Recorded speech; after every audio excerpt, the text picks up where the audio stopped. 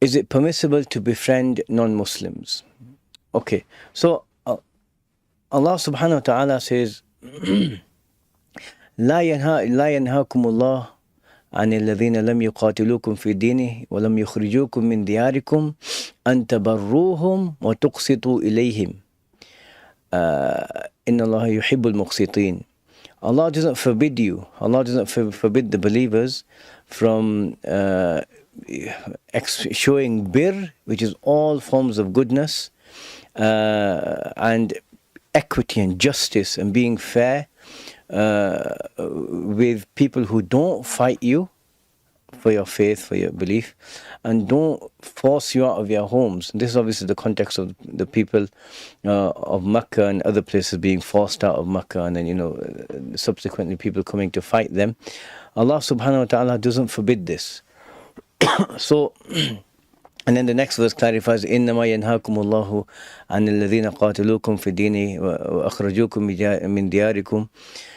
So clearly Allah only forbids this believers from allying themselves with those who fight them. So like someone's coming to fight you, and then you're like, they're fighting everyone on your side, and you're going and being their friend. It's just not wise, because it affects everyone. So does this former verse include friendship with non-Muslims? Yes, it does. And tabarruhum, all forms of good, right, which is good treatment, good actions, being nice and kind and fair and everything, right? There is one aspect of friendship with a non-Muslim which a person has to be careful about. That is, if the friendship or if association with this person is going to harm a person's own relationship with Allah subhanahu wa ta'ala. So in that case, the person should either minimize, the closeness that they have, or just find other friends.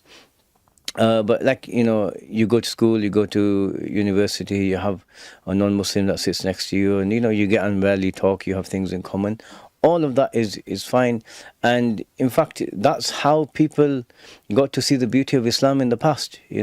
Most people from the Indo-Pak subcontinent, their ancestors were Hindus, right? And what happened? Some person came carrying the light of Islam and interacted with them, showed them the beauty of Islam, and it resonated with them, and they ended up accepting Islam. So you can't show people the beauty of Islam from a distance. A lot of the central teachings of the Prophet sallallahu alaihi wasallam, what are they? It's excellence between the person and his Lord, excellence in your slavehood to Allah, and then excellence to those around you. And yes, you can send a friendly email once a week, or but the real excellence with people shows by mixing with them and being with them. So a friend on this level is fine. If it's a friendship that does affect a person's deen, for example, we got a question on Seeker's Guidance where someone was asking about he has a group of friends who actively mock religion and they mock God, or they'll mock some aspect of Islam, and then what should he do? And in that situation, what he does is he tells them, look, I hold this thing dear. You have things that you hold dear. Some people value freedom. Even like recently with the whole Armistice Day issue, people consider that to be sacrosanct in a sense.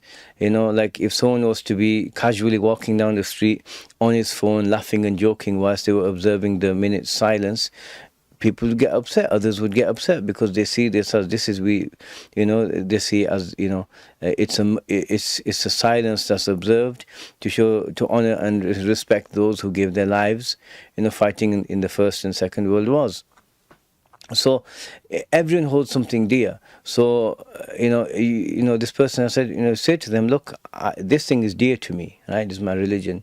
So I'd appreciate it if you don't mock it, right? And if they continue to do so, then then depart, leave. The funny jokes they tell, or the interests you have in common, there are other people out there who can tell jokes. There are other people out there who will share the same interests. But if it's someone who's negatively affecting your religion or mocking or insulting your religion in front of you, then in reality they're not your friend, right?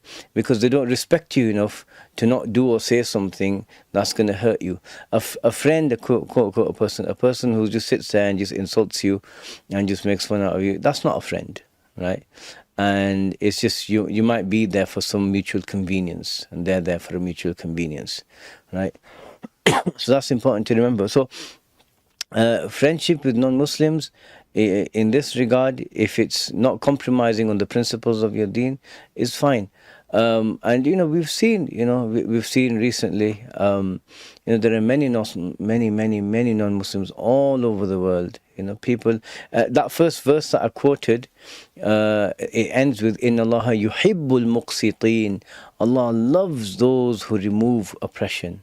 Right, so people who are fair-minded and balanced, and a lot of these people out there who stepped up and have spoken out against the atrocities that the Israeli government's doing.